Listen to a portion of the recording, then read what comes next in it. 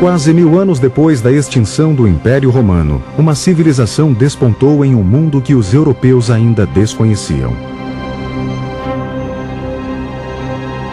Nas montanhas a oeste da América do Sul, o Império Inca, tal como Roma, abrangia uma enorme área geográfica, mais de 4.000 quilômetros de norte a sul. Mas o Império Inca se destacava não só por sua extensão, mas pela rapidez com que crescera. Os Incas passaram de uma pequena sociedade camponesa para uma gloriosa potência imperial em menos de 100 anos.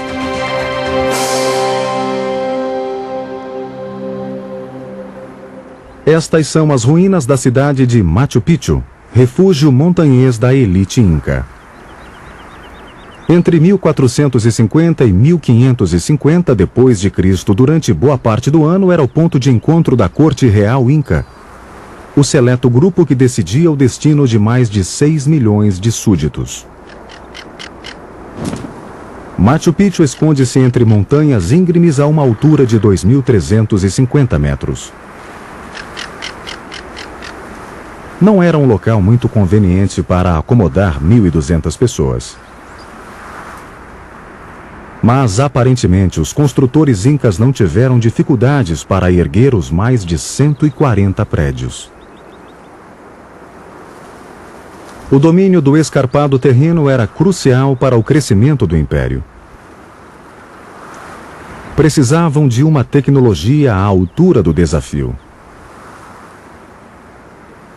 E a conseguiram. Os blocos de construção eram extraídos de rochas de granito. Alguns chegam a pesar 15 toneladas. Nenhum bloco é do mesmo tamanho, mas se encaixam perfeitamente. Os encaixes são firmes, embora os incas não usassem cimento. De fato, são tão justos que é impossível introduzir uma faca entre as pedras.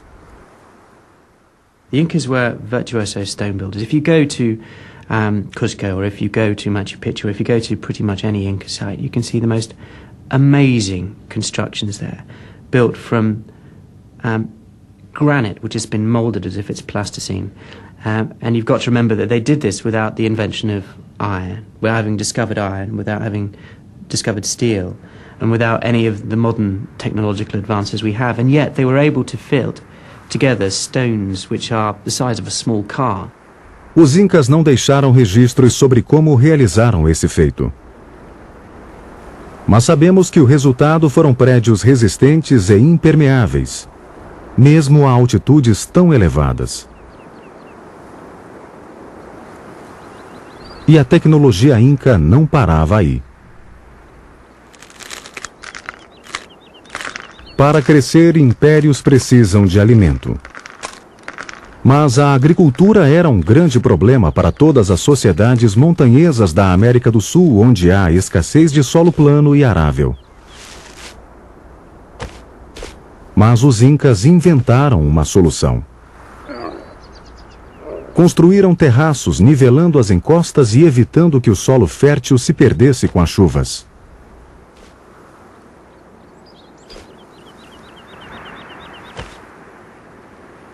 Assim, criaram milhares de acres de terra arável.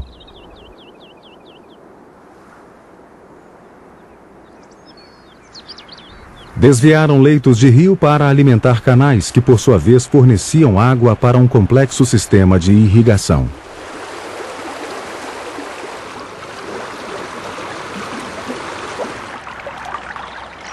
A chuva era armazenada para cultivar os campos recém-formados. Assim, os incas resolveram dois grandes problemas ambientais. Descobriram como construir moradias resistentes às intempéries e domaram as encostas das montanhas para poder plantar. Mas para que se tornassem um império foi preciso algo mais, algo inesperado. Por trás de tudo estava Pachacuti Inca, nome que significa o que derruba a ordem estabelecida. Foi ele o construtor de Machu Picchu. E foi ele que transformou o território de seu pai, antes uma faixa de 40 quilômetros, em um império de milhares de quilômetros.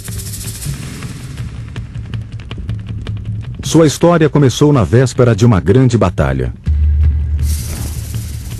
Os incas eram atacados por outro grupo local, os Chancas, e a derrota parecia certa. O pai e o irmão de Pachacuti já haviam recuado, mas o jovem resolveu ficar e lutar.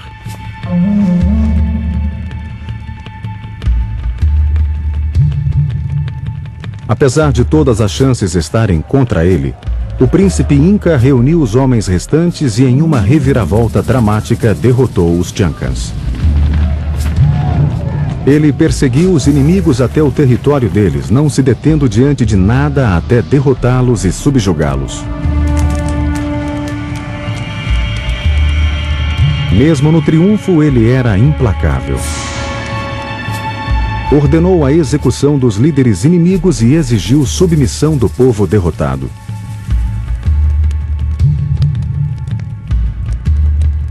Pachacuti declarou a si mesmo rei e se tornou o primeiro líder a projetar um império inca.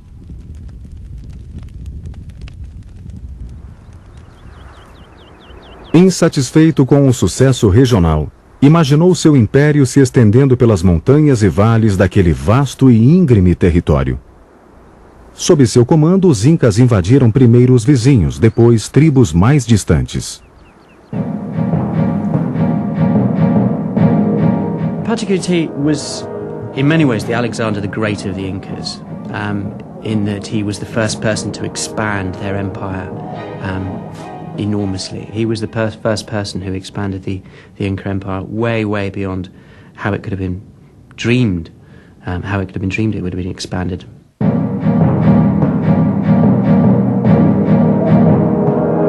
Os sucessores de Pachacuti deram continuidade a seu sonho.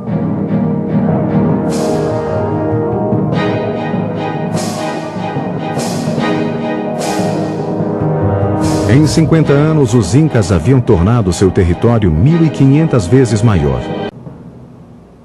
No seu auge, o império cobria uma área equivalente à Europa Ocidental e sua população vivia em pontos isolados entre cumes e desfiladeiros. Conquistar e depois administrar tal território acarretou problemas ímpares. O território era virtualmente impossível de controlar por métodos convencionais. Operações militares de grande escala estavam fora de questão. No entanto, os incas não só expandiram seus domínios, como organizaram e controlaram o disperso novo império com total sucesso. A comunicação era fundamental, mas precária. Antes dos incas não havia estradas, apenas trilhas isoladas. Então os incas passaram a construir estradas nas montanhas. E com a mesma precisão que caracterizava seus prédios, criaram uma vasta rede viária que ampliavam a cada conquista.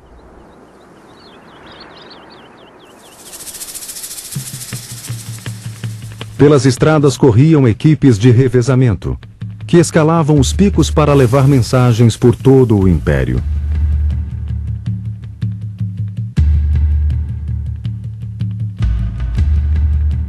Apesar da altitude, os corredores eram velozes e o sistema rápido e eficiente.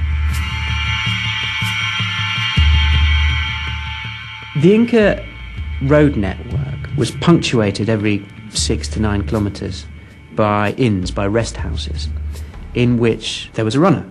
So in effect, you had a relay of runners going along the whole of the road network. So a message, or a piece of fish, or a record-keeping string could be transferred from one part of the Inca Empire to the other incredibly quickly by this system of relay runners. Os incas não tinham escrita, mas mensagens e ordens eram transmitidas graças ao quipu, uma série de cordas que transmitiam informações por um sistema de nós. As estradas e os mensageiros velocistas foram vitais para o sucesso dos incas. mas eram apenas parte de uma ampla estratégia de controle que começou com o primeiro ataque militar. O Império mantinha um sistema autoritário. O idioma Inca, o Quechua, era imposto à população e até hoje é a principal língua do território Inca. Havia também um peculiar sistema de impostos, chamado mita, que obrigava os súditos a trabalhar de graça para os projetos do reino. Além disso, pagavam tributos na forma de têxteis e outros bens. Talvez a técnica inca mais eficaz, mas também brutal, fosse um sistema chamado mitmaes, em que os líderes de um povo recém-conquistado eram substituídos por governantes incas. Muitas pessoas eram afastadas à força, e famílias e comunidades eram propositalmente divididas. Em nítido contraste com o método romano de incluir os súditos, os incas subjugavam as tribos conquistadas e as tratavam como inferiores. Proibiam até mesmo a religião desses povos, exigindo que a devoção aos deuses incas fosse absoluta, não importava a que custo.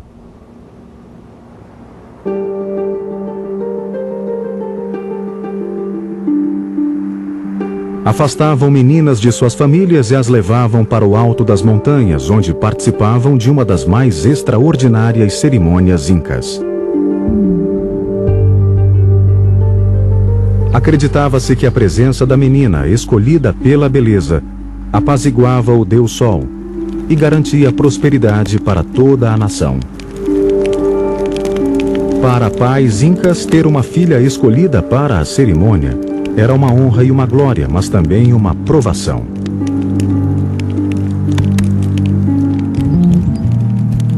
Pois quando a procissão chegava ao topo da montanha, a cerimônia tornava-se mais sombria.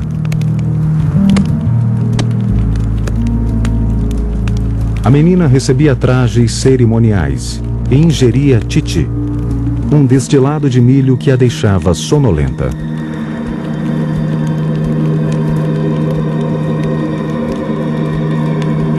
Então, com um só golpe na cabeça, o sacerdote a matava.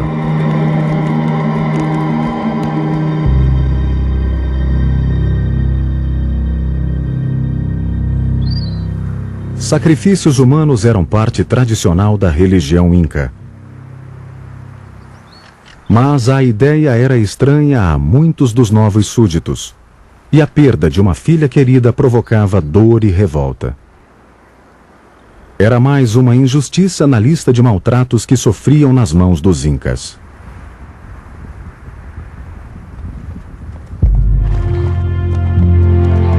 No começo do século XVI, quando os conquistadores espanhóis chegaram ao território inca, os súditos do império, longe de serem leais, mostravam-se irados e revoltosos.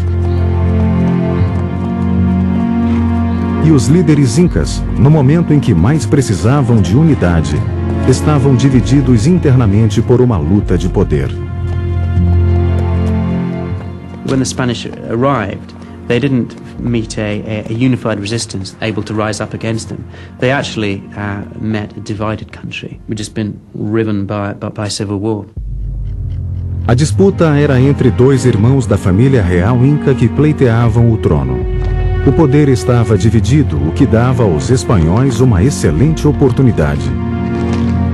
Eles capturaram e executaram o irmão mais velho, Atahualpa. O outro irmão sobreviveu, mas a corte estava em desordem, e ele não conseguiu reunir o apoio necessário para enfrentar os invasores. Enquanto isso, os espanhóis voltavam-se para os membros insatisfeitos do Império Inca. The Spanish exploited the disunity of the Inca Empire. They only had I think it's about 60 horsemen and a couple of hundred foot soldiers, and yet they managed to take over an empire numbering about 8 to 12 million people. The way they managed to do it was by divide and conquer. They managed to exploit the divisions and champion one side against the other. A hierarquia inca beneficiou os conquistadores. Eles simplesmente ocuparam as administrações regionais, conservando a organização local existente.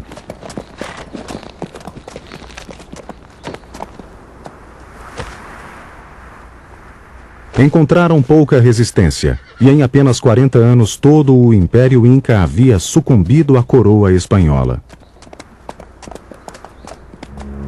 Machu Picchu, outrora palco de tantos projetos e cerimônias, foi abandonado. Os Incas, com uma combinação de técnicas militares e eficiência brutal, criaram um império rico e poderoso em um território inóspito. Mas em sua ascensão meteórica optaram pela força e não pelo consenso. Uma escolha que os tornou fatalmente vulneráveis.